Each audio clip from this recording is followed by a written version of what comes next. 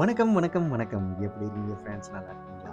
இன்னைக்கு காணொளியில நம்ம ஒரு புது அப்டேட்ட பத்தி தான் டிஸ்கஸ் பண்ண போறோம். சமீப நாட்களா மதுரை மார்க்கமா செல்லக்கூடிய ஒரு சில ட்ரெயின்கள் ரத்து செய்யப்பட்டிருக்கு. ஒரு சில ட்ரெயின்கள ஒண்ணு விட்டு ஒரு நாள் ஓடுற மாரி மாத்தி அமைச்சிருக்காங்க. ஒரு சில ட்ரெயின திண்டுக்கல்லோட நிறுத்தி அங்கிருந்து போகிற மாரியும், ஒரு சில ட்ரெயின திருச்சியில இருந்து திரும்பி போகிற மாரியும் செஞ்சிருக்காங்க. இதுக்கெல்லாம் காரணம் என்னடான்னு பார்த்தா, அப்பதான் தெரியுது இது மதுரை ரயில்வே ஸ்டேஷனுக்கு ஜாக்பாட் அடிச்சிருக்கு. அப்படி என்னடா நடக்க போகுது? அப்படின்னு நீங்க கேட்கறது எங்களுக்கு நல்லா புரியுது.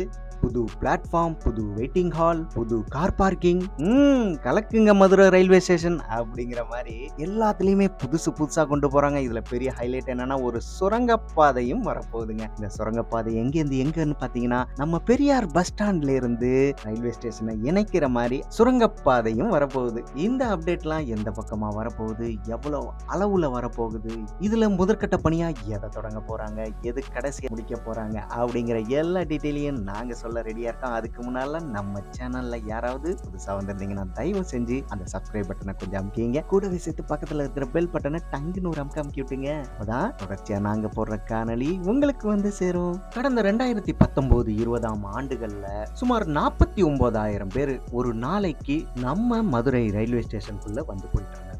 அதுவே இப்போ பாத்தீங்கன்னா கணிசமா அதிகமாயிருக்கு. எவ்வளவுன்னு பாத்தீங்கன்னா 51,296 பேர் ஒரு நாளைக்கு உள்ள வந்து போயிட்டு இருக்காங்க அப்படின்னு சொல்றாங்க. இது வரக்கூடிய நாட்கள்ல இன்னும் அதிகரிக்கும் அப்படின்னு மதுரை கோட்ட மேலாளர் திரு ஆனந்த் அவர்கள் தெரிவிச்சதுனால அங்க பல மாற்றங்களை செஞ்சவண்ணே வந்துட்டு இருக்காங்க. அதுக்காக கணிசமான தொகையை நம்ம ரயில்வே டிபார்ட்மெண்ட்டும் ஒதுக்கி இருக்காங்க.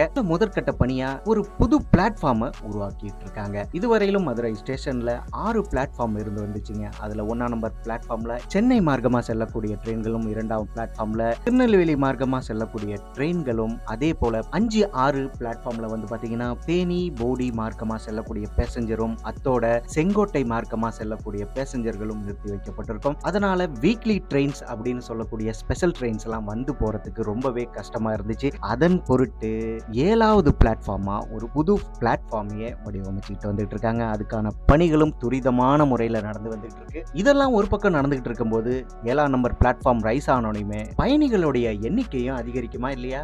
அதனால வெயிட்டிங் ஹால், நடைபாதை எல்லாத்தையும் மேம்படுத்தணுமா இல்லையா? அதனால 460 சீட்டு கொண்ட வெயிட்டிங் ஹால 1600 சீட்டு கொண்டதா மாத்த போறாங்க. அத்தோட இதுவரையும் 2 எலிவேட்டர் இருந்துச்சு. இப்போ இன்னும் 2 எலிவேட்டரும் இன்னும் 2 லிஃப்டும் அதோட சேர்த்து வரப்போகுது. இதுதான் ஹைலைட்டான்னு கேக்குறியா? இல்லங்க, இன்னும் மெயின் ஃபீச்சர் இனிமேலுக்கு தான் ஆரம்பமே. நம்ம மதுரை மாநகரத்தோடைய மக்கள் தொகை பெருக்கத்தேற்றால நிறைய 2 வீலர் கார் எல்லாம் பெருகி போயிடுச்சு. அதனால பார்க்கிங் ஃபெசிலிட்டிஸ் எங்கேயுமே இல்ல. அதையும் கருத்துல கொண்டு 1ஆம் நம்பர் பிளாட்ஃபார்ம் சைடு ஒரு 3 அடுக்கு மாடி கொண்ட பார்க்கிங் ஃபெசிலிட்டிஸ் ரெடி பண்ண போறாங்க. அதுவும் 9,430 சதுர மீட்டர் அளவுல 3 அடுக்கு மாடி கொண்ட கார் மற்றும் 2 வீலர் பார்க்கிங்கும் ரெடி பண்ண போறாங்க. அப்படியே 3 அடுக்கு மாடினா எப்படி இருக்க போகுதுன்னு பாருங்களேன். இது வந்து ஃபர்ஸ்ட் பிளாட்ஃபார்ம் சைடுங்க. அதே 7ஆம் நம்பர் சைடு அது இன்னும் வேற லெவல்ல அந்த பார்க்கிங் இருக்க போகுது. அதுவும் 3 அடுக்கு மாடி கொண்டது. 3000 ஸ்கொயர் ஃபீட்ல கார் மற்றும் 2 வீலர் பார்க்கிங் ரெடி பண்ண போறாங்க. இதுல இன்னொரு பயங்கரமான பெரிய அப்டேட் என்னன்னா ஒரு அண்டர் கிரவுண்ட் சப்வேவும் ரெடி ஆக போகுது. அது எந்த பக்கத்துல இருந்து பாத்தீங்கன்னா 6ஆம் நம்பர் பிளாட்ஃபார்ம்ல இருந்து பெரியார் பஸ் ஸ்டாண்டுக்கு போற மாதிரி வடிவமைக்க போறாங்க. அண்டர் கிரவுண்ட் பாதையில இருந்து கூட்ட நெரிசலை தவிர்க்கிறதுக்காக அத்தோட பஸ் ஸ்டாண்டுக்கு நேரா போறதுக்கும் ஈஸியா இருக்கும் மக்களுக்கு.